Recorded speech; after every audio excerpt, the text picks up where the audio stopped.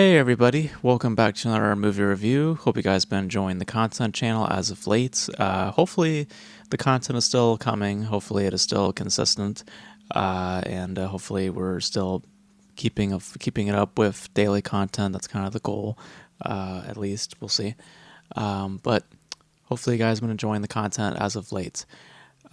This review is probably going to come out a little late just because of just how I'm scheduling out videos. This might come out a little bit later, so apologies for that. But given the box office results, I don't think that I'm missing out on much of a conversation because a lot of you have chosen to not seek this film out as it flopped, opened at number 6. Uh, but I was curious enough because of the filmmaker attached to it. And well, I checked it out tonight, and I have some thoughts. So, that film that we're going to be discussing briefly is A Big, Bold, Beautiful Journey, which was directed by Konada, who you guys may be familiar with movies such as Columbus, which I adore. I absolutely love that film, and a film called After Yang, which I also quite enjoyed. This stars Colin Farrell and Margot Robbie, and they play two strangers, not related to each other. They meet up at a wedding, and they start to have some discussions with each other, some rather hostile conversations at first, if I must say. And as the film moves on, or at least as it blatantly does so up front, it takes a metaphorical approach to what is essentially the phrase sharing our lives together, because these characters start to become intimate, they start to divulge, they start to present more of their own selves, and the film showcases this through a collection of specific memories or past traumas. And in the exploration, these characters travel together in a car, and that car directs them to various locations to where there's a door. And once they open that door, they enter a memory that may or may not be one of theirs, and they have to come to terms with that and also, present it to the person that they are with in hopes to forge a potential relationship and to potentially forge a path of honesty and true love can be found. So, for me, Konada, I think, is a very underrated talent. I think that his work is very, very splendid. I think personally, for me, Columbus is just one of the best films of this modern age. And there's many other films that I can mention that also hold that title, like films like The Master, which I adore as well. A film like Columbus definitely stands with those kinds of work because it has it has it has such a subtle nature to it that I feel is so compelling, and the performances, I think, just elevate it. And just the framing, the way that it moves, the way that it just keeps itself uh, in terms of its pacing. Like, it just has such a very, very, very involving type of mood to it. And the same thing with After Yang. I was very involved in that as well. Now, going into this, I had seen the trailer, and I was very disappointed to see, at least by how the trailer was representing itself, how frank things seemed, and and I was a bit disappointed by that. And well, coming out of this film, unfortunately, those expectations or those fears were met because uh, what you do get is something a twofold, really. First of which is, as I've laid out, is something incredibly blatant. It's a film that is very, very upfront as to what it is about.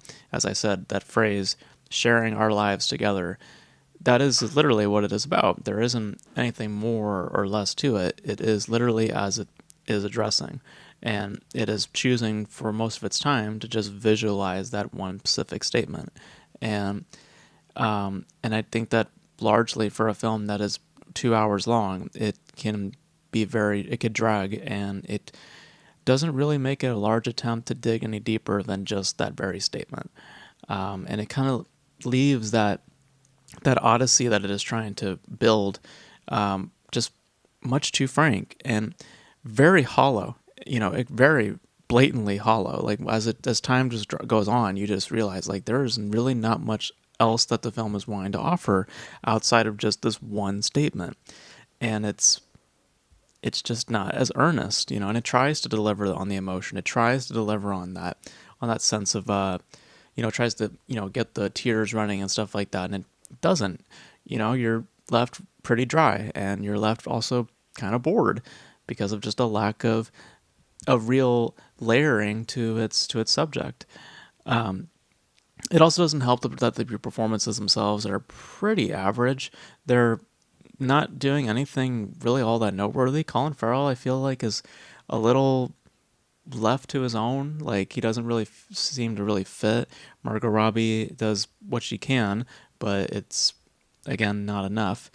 But I think that one of the other detriments to the film, before I get to my other second point about the film, is it has a really awkwardly pitched screenplay, because I just think as a story, as it's laid out, if you were to simplify this further, I think that maybe there you might find something more layered and more understanding. But for what it's trying to do with like this car agency, and then having to make the car almost like a third character in the film, it just interferes with what is trying to be a metaphorical journey. And it leads me to believe, to my second point about the whole thing, is that I'm wondering if there were studio interference. I'm wondering if this, because as is designed, as it just frankly just feels, it feels like a studio film. And it's how I also felt when watching the trailer. It doesn't feel like an illustration of the filmmaker. It feels more like an illustration of what the studio would want for this film. And I'm wondering if that's the case for this. I haven't read anything about the production itself, but it feels like that, especially knowing Konada's work. It just doesn't feel suitable, outside of what it's, the illustration of what it's trying to get out. That seems a little bit more in his wheelhouse, but just the overall structure, the overall just attitude, it just doesn't feel like a proper illustration of what I know Konada to be. And it just comes across more as just stale, just without much substance, a lot of style over substance, to be frank, and performances that are just painfully average, and a screenplay that just doesn't really feel suitable. It just feels more awkward, and in some cases is doing more when it should be doing less. And in that, you might actually get the opposite in that idea, where doing less actually does create more. In this case, doing more actually created less. So I'm more or less disappointed, because knowing Konada and knowing how he delivers, I'm just a bit disappointed by the results here. I definitely can see what he's trying to get at with this specific vision, and I don't think, hit my mic, sorry. I don't think that by pitch, it's a bad idea. I think it's all to do literally in execution that I think makes this just, frankly, just not really work. It's just painfully just frank. And I wish that it didn't have to feel that way. I wish that I felt involved with the characters. I wish I felt involved with the situation. I wish that the visuals carried more essence to them. But they really don't.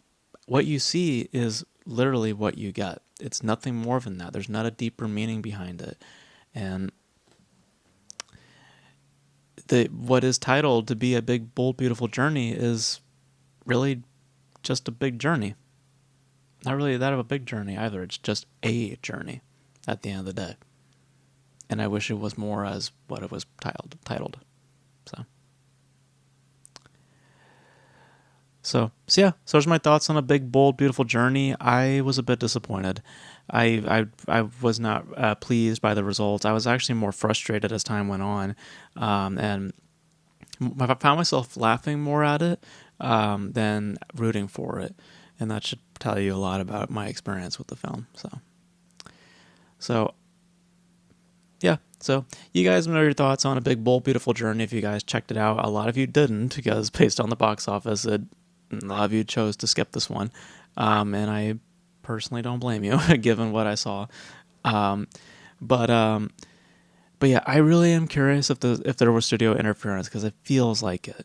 It feels like Konada maybe had something different planned for this, and then the studio came in and maybe request changes. I don't know. Maybe if you guys know, let me know in the comment section below if there's any stories out there about this specific film. I heard that test screenings were a little mixed. That's what I read based on like a Deadline report, that the test screenings were a little bit mixed. And then maybe from that, maybe there were changes. I don't know.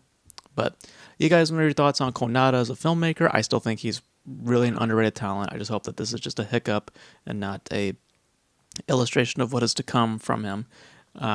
But you guys, what are your thoughts on this film and the filmmaker itself? All things related in the comment section below. And that's going to be it for this video, guys. Thank you guys for tuning in. And until then, I will catch you guys in the next video. Bye.